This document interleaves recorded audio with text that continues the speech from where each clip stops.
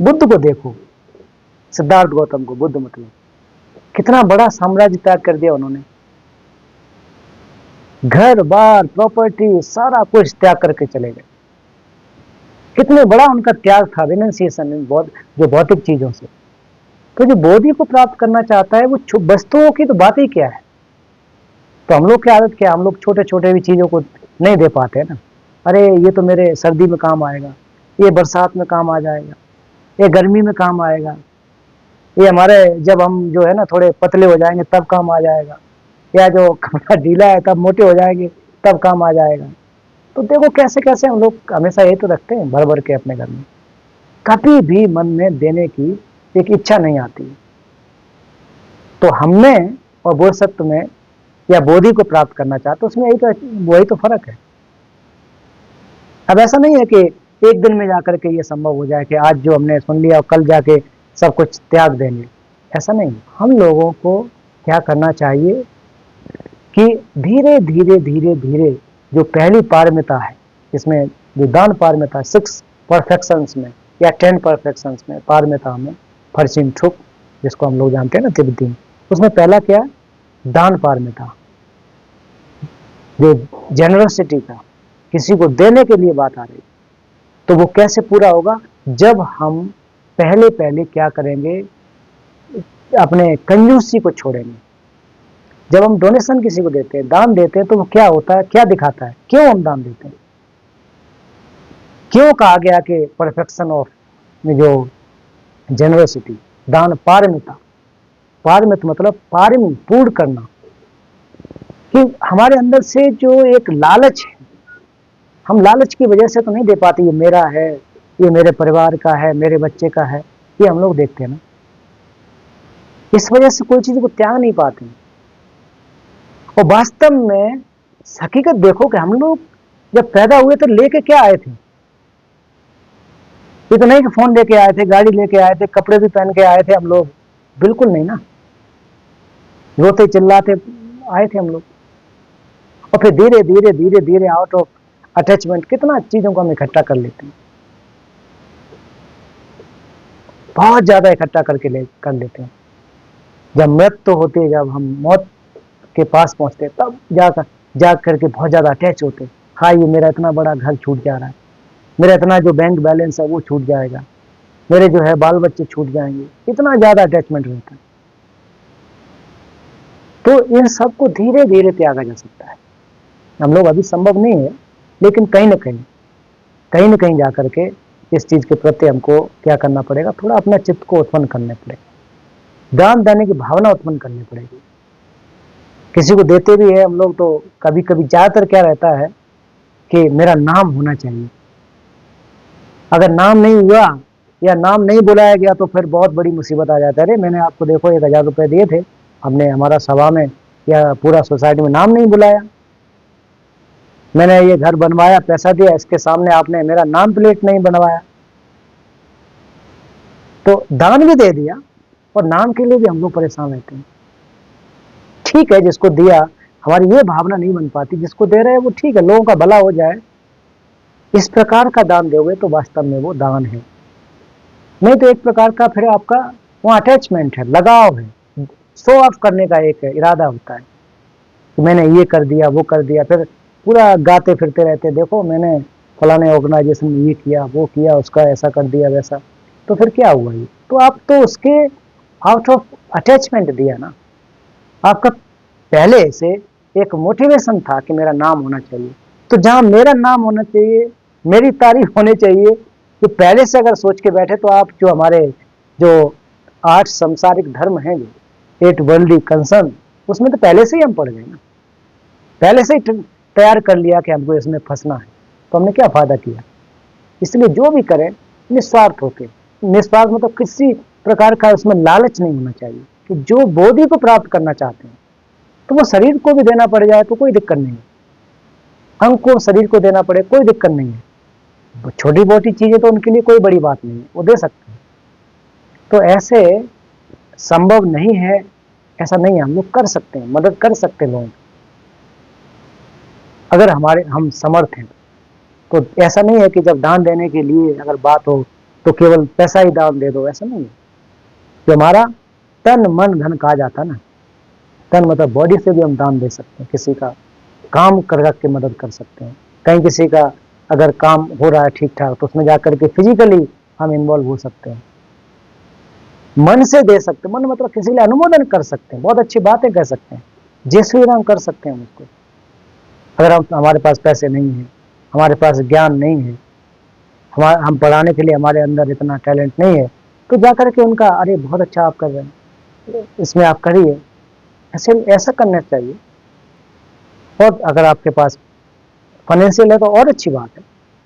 अगर बोधि प्राप्त करना चाहते हो तो निश्चित रूप से जो पहली पारमिता है, फर्स्ट परफेक्शन, हम लोग वही फंस जाएंगे तो फिर और जो 5-6 सीढ़ी चढ़ना है उसमें कैसे चढ़ पाएंगे। छत पर पहुंचने के लिए जो हमारा सीढ़ी होता है, स्टेप्स होते हैं, तो उसमें 1 स्टेप 2 स्टेप 3 स्टेप जाकर के जाना पड़ता है ना। अगर वहां से जाओ 20 सीढ़ियां हैं, ऊपर छत पे चढ़ना है और पहले से ही पहले पे कदम रखो पहुंच और सोचो 20 पे पहुंच जाओ, वो संभव नहीं है ना। तो पहले एक स्टेप दूसरी स्टेप तीसरी स्टेप, ऐसे धीरे धीरे जाकर के हमको क्या करना पड़ता है, उस पारमिता को पूरा करना है। तो इसलिए आप देखो जो बुद्ध बनते हैं वो कहते हैं ना कि पहले तो 3 अनंत कल्पों तक पुण्य का संभार किया। जब हम लोग दर्शन में पढ़ते हैं कि पहला क्या हमारा जो पाथ ऑफ प्रिपरेशन है ना, एकोमुलेशन, माफ कीजिए, संभार मार्ग, तो उसमें हम लोग एकोमुलेट कितना जो पारमिताओं का पूरा करने में लगे होते हैं, खास करके पुण्यों का जो हमारे गेवा है, मेरिट्स हैं, उसको इकट्ठा करने के लिए, उसको प्रयास करने के लिए जो लगे रहती, तब जाकर 3 अनंत कल्प, 3 योन्स अनलिमिटेड, और उसका कितना टाइम लंबा होता है। तो ऐसा नहीं है कि आज हम लोग सुन के कल जाकर के किसी को दान दे जाकर के तो हम लोग पूरा हो जाए, ऐसा नहीं है। धीरे धीरे इसको करने की जरूरत है। तो अगर ऐसा कोई करता है वो वास्तव में क्या है कि वो बोधसत्व के अभ्यास को करने की कोशिश कर रहा है। फिर आगे ये हो गया क्या, दान हो गया, दान पारमिता।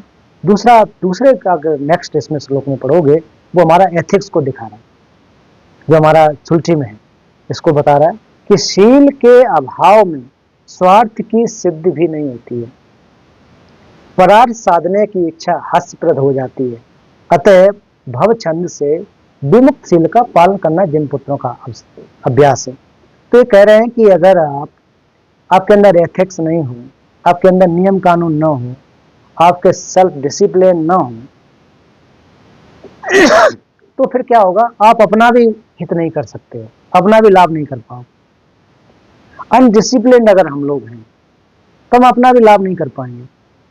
अनडिसिप्लिन मतलब अगर हम क्लास का, आज सैटरडे है, कहा जाता है इस ग्रुप में कि सैटरडे को 5 बजे क्लास पढ़ना है, तो कभी आ गए, कभी नहीं आए, कभी बीच में आ गए, बीच में चले गए, तो क्या है, अनडिसिप्लिन। तो हम दूसरों का तो छोड़ दो कि हम दूसरों का भला कर देंगे, अपना भी भला नहीं कर पा रहे। 1 घंटा 1.5 घंटा सुनने का आदत नहीं है, हम डिसिप्लिन है ही नहीं, हमारे अंदर लालसा नहीं है वो कि मैं सीखूं बाद में सिखाऊं। एक एग्जाम्पल, तो जो अपने आप में सेल्फ डिसिप्लिन नहीं होगा तो वो दूसरों को कैसे कर सकता है, दूसरों को कैसे बता सकता है।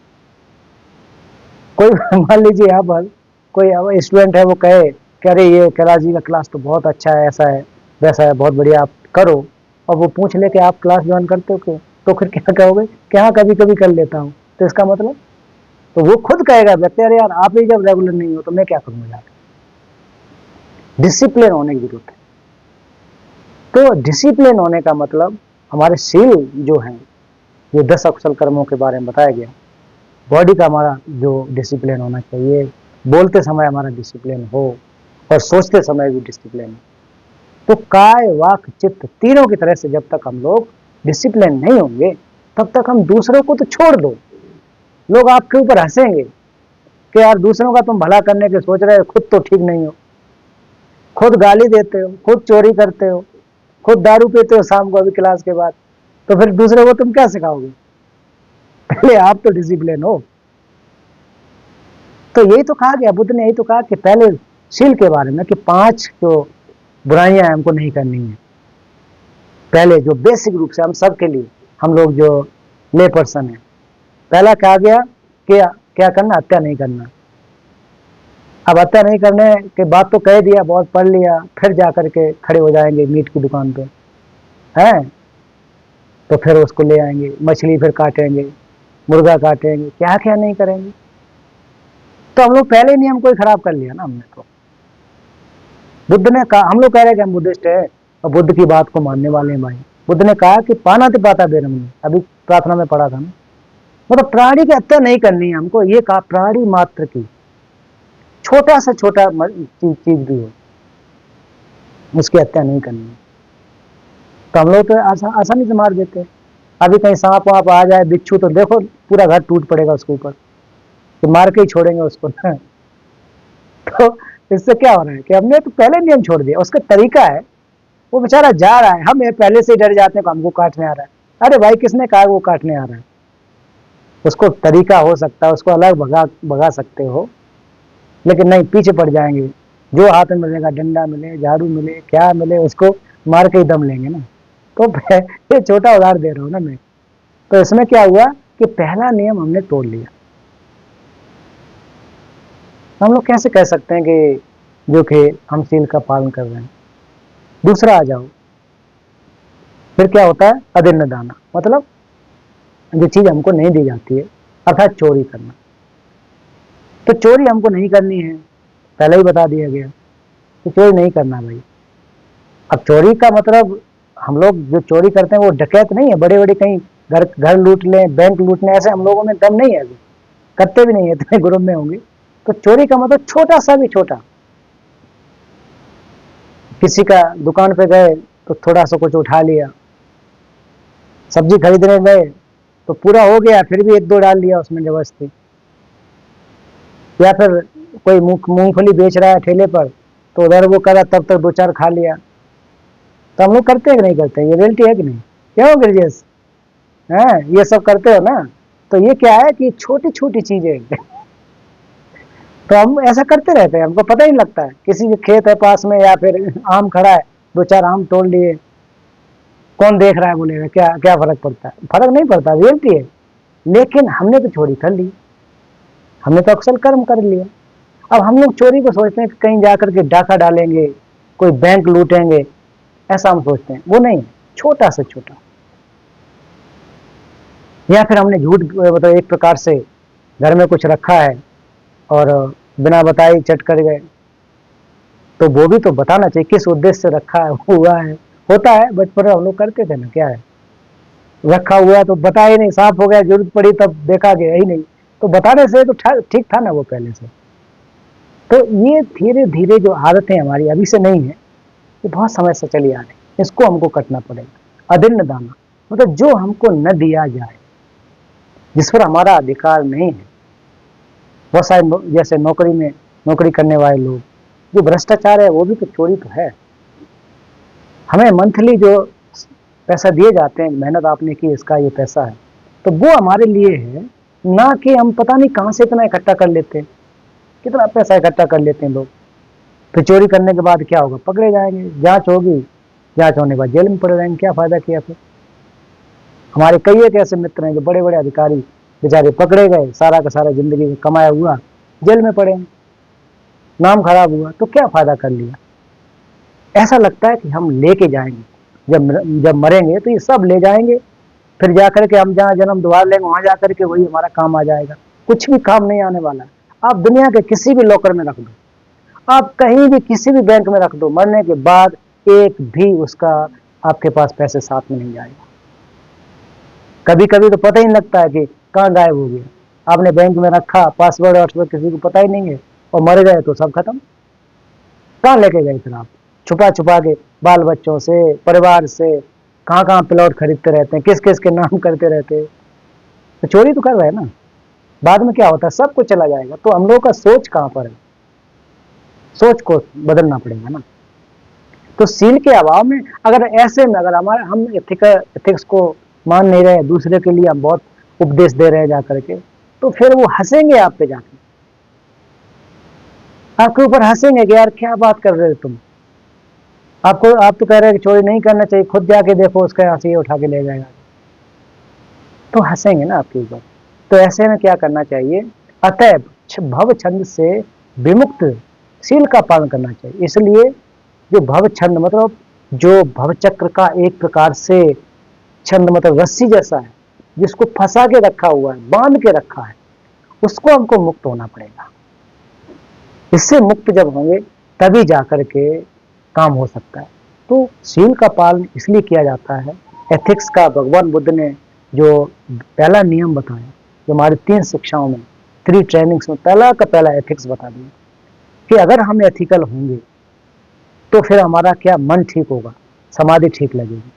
समाधि अगर लगेगी ठीक तो हम प्रज्ञा को उत्पन्न कर सकते हैं।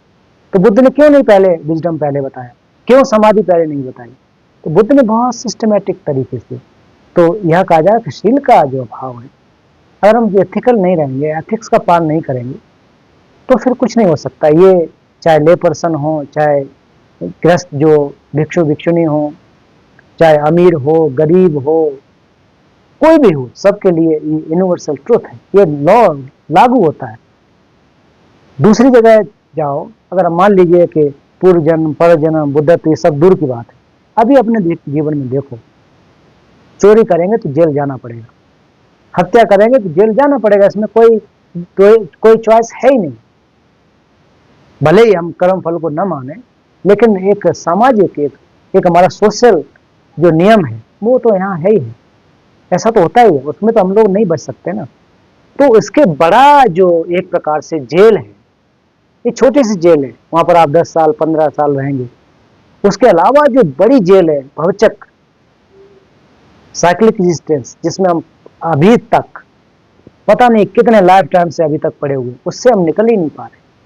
क्यों नहीं निकल पा रहे? कि हम बार बार यही गलत काम करते हैं, इस वजह से हम लोग नहीं निकल पा रहे। तो इससे निकलने के लिए हमको क्या करनी चाहिए कि कोशिश करनी चाहिए, प्रयास करना चाहिए कि हम इससे कैसे निकल सकें, कैसे मुक्त हो सकें।